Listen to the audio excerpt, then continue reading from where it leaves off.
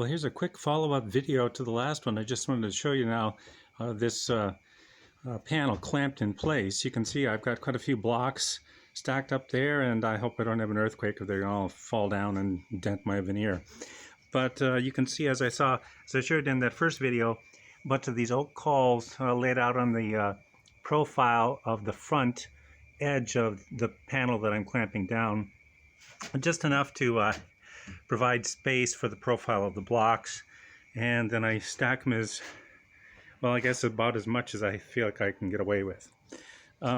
Here then are the rest of the clamps holding the middle part and the back edge.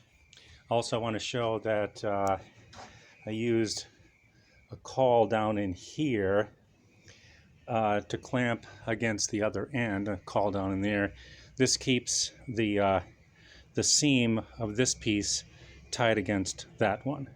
And right now, got a little bit of glue squeeze out, which I like to see. It tells me that I have not just connection down onto the base, but also it's edge glued, because these pieces are thick enough. I like to have an actual layer of glue holding them together as well. I let the glue dry. Other guys go nuts wiping it off, but they get water in there, and that to me just kind of defeats the purpose. So in fact, you can just see all over the place a lot of glue squeeze out. I'll clean that all up when the table's fully veneered. I'll go over it with hand planes, chisels, sandpaper, just enough to get all the squeeze out off and finish it up. So again, here's the follow-up video to the last one. This shows all the clamps in place. Oh, I should mention one more thing. If you saw in the last video, I'm not sure if you saw it, but underneath here, that space, I hadn't cleaned out all the glue squeeze out from before. So that's something you have to do. So when I get to this area here, I will resand all of this and make sure there's a nice clean edge, because you don't want debris, you don't want glue along any of these edges, because it actually will cause the panel to raise up.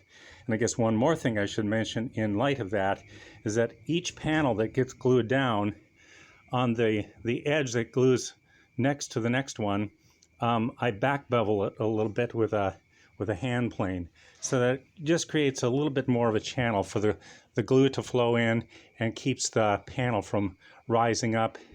If the glue, if there's perhaps more than I needed, it keeps the panel from rising up and allows the glue to flow in a channel, and then it'll all set up. So again, that's just part of the technique I'm using in making this 80-inch diameter white oak table.